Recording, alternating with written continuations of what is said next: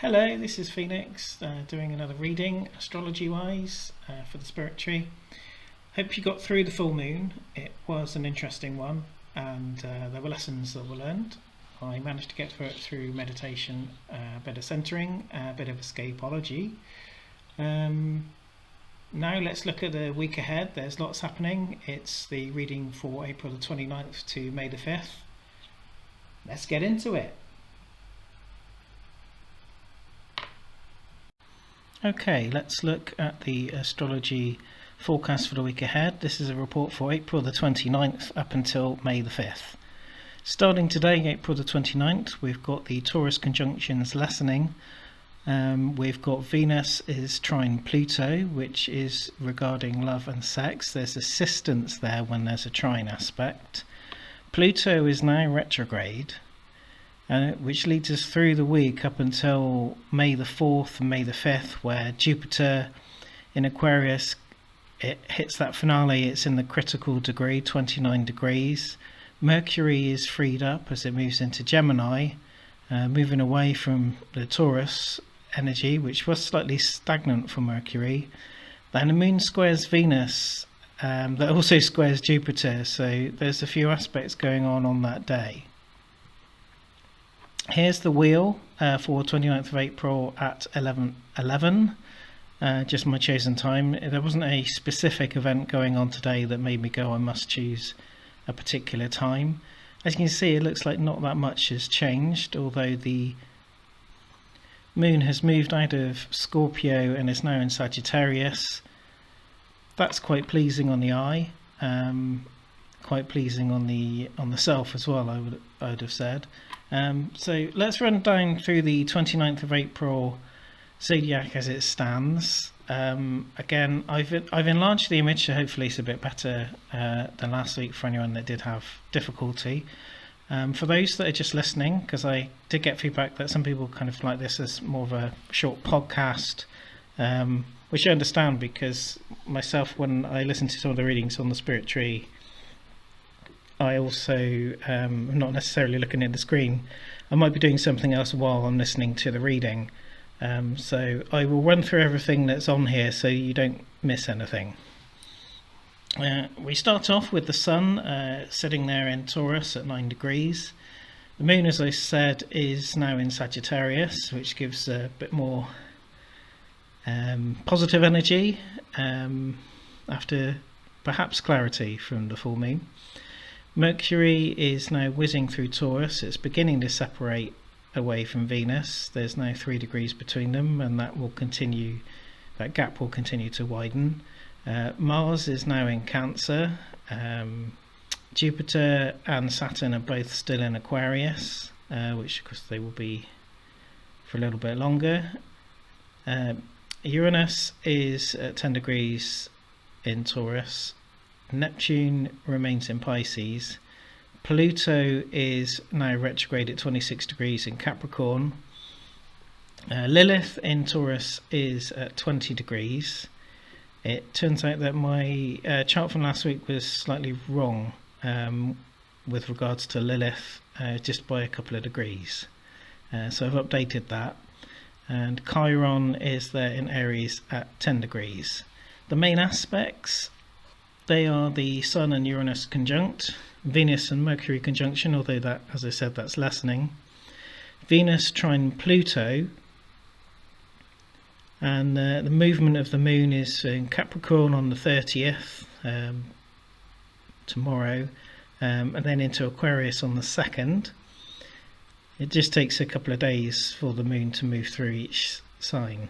The other notes are that Jupiter is nearing its final and critical degree, Pluto being retrograde, and on May the 3rd Mercury enters Gemini, which I think will be a spot of relief for some of us as we begin to open up our communication skills. Venus will join Mercury in Gemini next week, so we'll be talking about that on next week's reading. Here's the graphical layout for today. It is pretty much the only thing I haven't mentioned actually is that Chiron in Aries is trine with the moon, which is a helpful aspect for the wounded healer and the emotional self. To cover retrograde motion, a planet is seen as going retrograde when it's observed to be in reverse from the Earth's perspective. It is an illusion, as it's down to all of the planets that are orbiting the Sun at different speeds and different trajectories. Some have more of an ellipse at different times to others, which is more circular. It isn't like the illustrations that you do see where everything is a circle outside another circle outside another circle and they're all perfectly running around. They don't do that due to gravitational pull and effects from other planets and other things going on in the cosmos. And all of this is happening whilst we're stationary on the Earth. Although the Earth is moving, we don't really see it moving. So we're looking at it from a stationary point where all of the other things are moving as well as we are. Retrograde aspect is often seen as quite negative, and although it can be, and the alerts can come up for Mercury retrograde with our communications going off, technology not working, can't connect to the Wi-Fi, the good old printers playing up, all that sort of thing. Although it can be negative, retrograde does give you another chance to see whatever the aspects are, to see it from a different angle. So they can be very useful, and Pluto and Capricorn is definitely, I would say, a useful one. And I will mention in the comments, I'll put a timestamp hopefully on here if I can manage to get that to work. I'll put a timestamp on there, so we'll talk directly about Pluto in Capricorn after I've run through the rest of the week. Jumping ahead to the 4th of May, I chose the 4th because giggly it's Star Wars Day, and I'm not ashamed to admit that. These couple of days there are some transitions happening. There's a conjunction for Lilith with Venus that happens on the 2nd, and then it begins to trail off, but they are still conjunct at 21 to 24 degrees on the 4th of May. And on the 5th of May, Jupiter moves from 28 degrees into the 29th and critical degree, which is where the kind of biggest lesson or example from that placement comes up. As that's going to last from the 5th until about the 13th, it's going to cover the whole of next week, so I'm going to talk about that next week. So to run down the 4th of May, the Sun is 14 degrees in Taurus, the Moon moves from Aquarius into Pisces, Mercury has moved into Gemini, Venus is 24 degrees in Taurus, Mars is 6 degrees in Cancer, Jupiter and Saturn exactly the same, Uranus exactly the same, Neptune the same, Pluto's very much retrograde in Capricorn, Lilith and Chiron the same. The aspects are Saturn squaring the Uranus and the Sun, Moon squaring Venus, Venus squaring Pluto, and Mercury trine Pluto. The Moon will move into Pisces on Tuesday afternoon, and I originally did the chart for 11/11 because it's Star Wars Day, and why not? Now, to try and make sense of all of this, well, things have moved a little bit in a few days, and not just the Moon, which changes every 2 to 3 days. The Sagittarius Moon is looking for emotional expansion and learning. It's around for a few days, and in some ways it's preparing us for the days ahead. Its movement goes into Capricorn and then Aquarius and Pisces this week. Meanwhile, the Sun is in Taurus, and it's still wanting to be comfortable and try to settle in. It's still finding its feet, still wanting that, yearning for that bit of materialistic goodness. Uranus is not unhappy in Taurus, it's where it falls though, so it becomes a bit of a challenge. It is trying to climb its way out of a trap that it's perhaps set itself into, or just to blow up the trap completely. Its chaotic self is there, that energy of Uranus, which is Aquarian by rulership. It's there with the Sun, and it's working together still for a few more days. Though stubborn, the pair can get some things worked out, so it can be good for getting resolution. But the gang that worked together against the full moon in Scorpio last week is beginning to break up, because Venus and Mercury are separating slowly as Mercury moves faster while they're still in Taurus. So there's a sense of assuredness that begins to slide away a little. A bit of confidence may slip a little bit in decision making. As Mercury goes towards its critical degree, there's chance of a short burst of Taurus energy, either a tantrum or good decisive work on the 3rd of May. I should also mention, because I didn't really talk about Chiron being in Aries last week, because that carries the energy of the wounded healer, and the particular wound for Aries is seen as the ego, as it's the first stage of the zodiac. It's also one of pride, and this is really of note for holistic therapists and readers, because Chiron is our astro helper, as it were. So we should look to centre ourselves as we're going along, not take any rejections too personally. Again, it goes back to confidence and remaining confident in your abilities, have that knowledge of, that strength and knowledge of who you are. Lilith, being in Taurus until the 18th of July, she's conjunct with Mercury at the beginning of the week, and then with Venus on the 2nd of May. The challenge there is trying not to get caught up in negativity as these two pair up. Lilith, being the discarded self, can be immensely helpful, but it can be a great hindrance if you're not prepared for it. And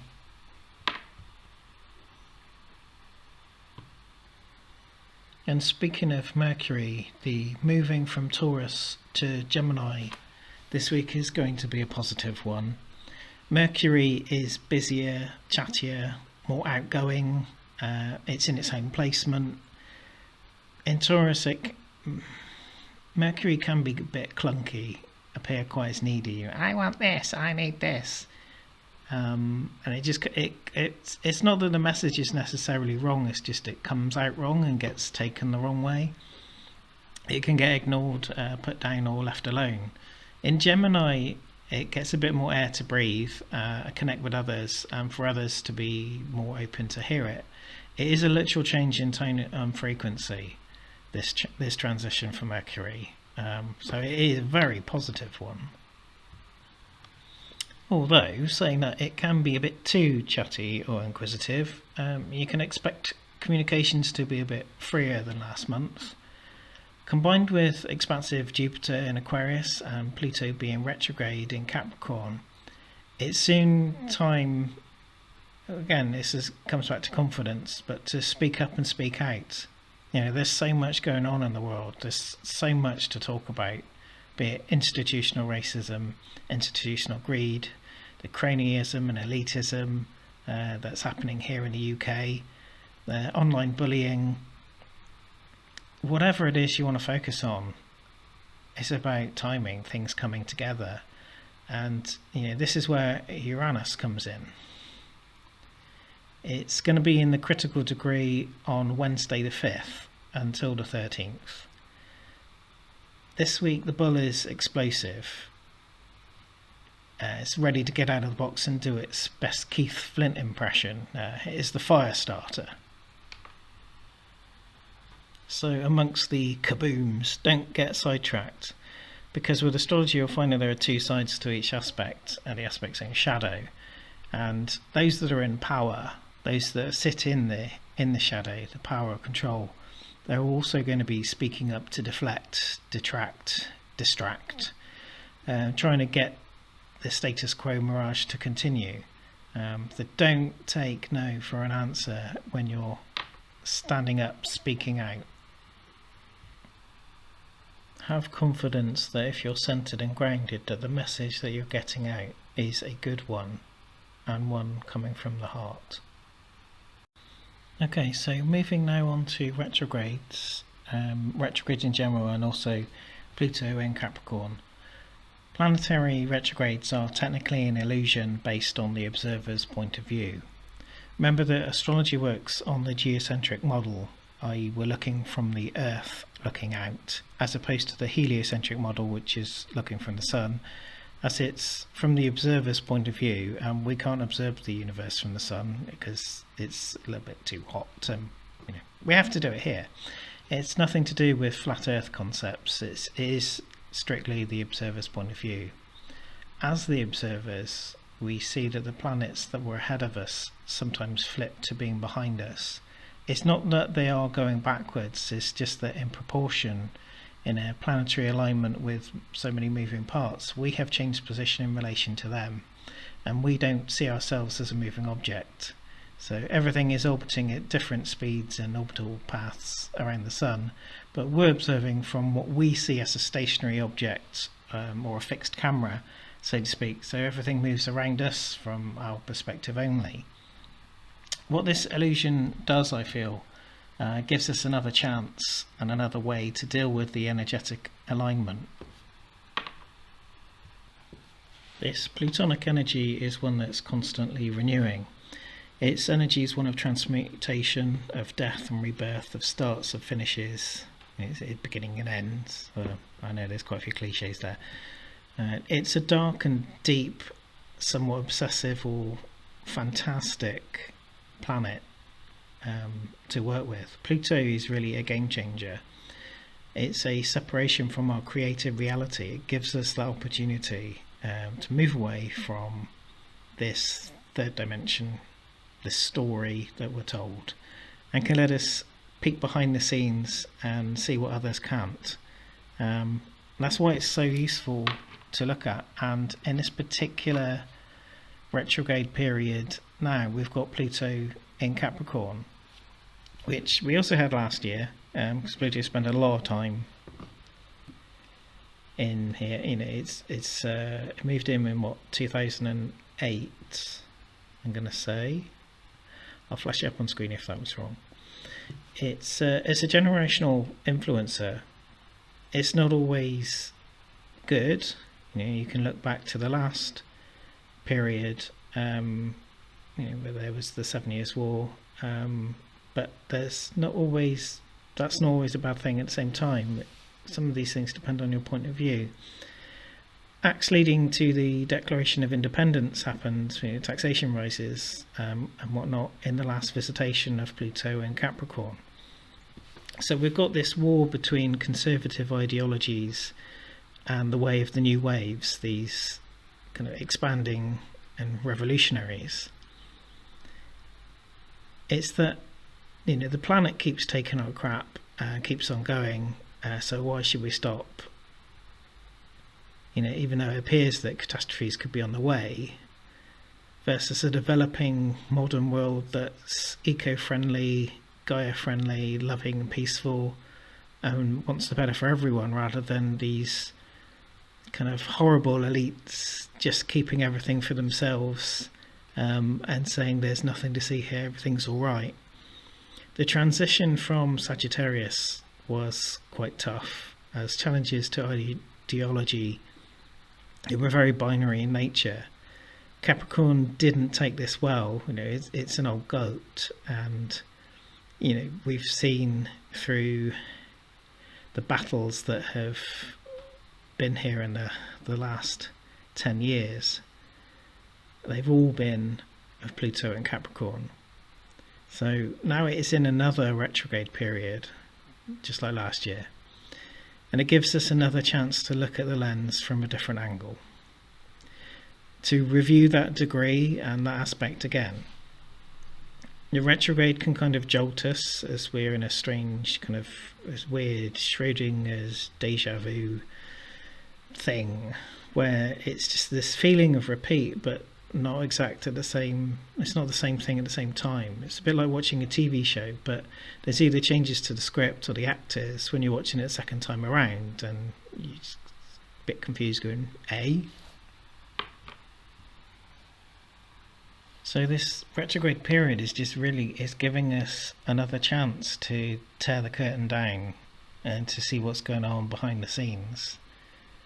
And, you know, although we may not like what we see, it's why it does become a particularly good time, you know, when the conditions are right, to be speaking up and speaking out and not taking this. You know, the patriarchy will fall. Astrology is showing that the patriarchy will fall in the next couple of years. This is all preparatory work.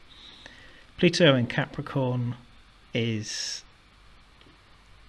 a big one, but it's what comes next. It's when Pluto moves into Aquarius, which I think is 2024. That's when the energy is much more chaotic, which should be enough for the revolutionaries. It's, you know, the things to come. So, you know, watch this space. And to touch on upcoming retrogrades, as we're moving into a retrograde season, along with Pluto now, on May the 23rd, Saturn will be retrograde, which affects rules, boundaries, reason and logic. The 29th of May, Mercury is retrograde, which is our communication system. It's until June the 22nd, so it's the shortest one. 20th of June, so 2 days before Mercury retrograde ends, Jupiter will go retrograde, which is our luck, the philosopher, the mage, the magician.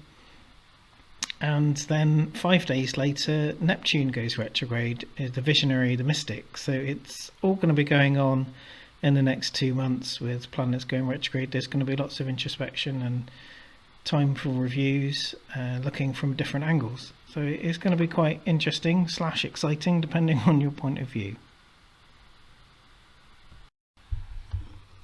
Okay, well, thank you for listening and for watching this week's astrology report. Remember to remain confident, to speak up and speak out. Know that resolutions can come from some of our biggest challenges. Be kind to yourselves and others, and may the force be with you. I'm not going to cringe. If you'd like to support me, you can always like my pages, Holistic Transformation or Kalbasam, the Egyptian Energy Therapy, on Facebook. It's always appreciated. Or visit my websites. Until next week, have a lovely week, and I will speak to you guys again. Cheerio!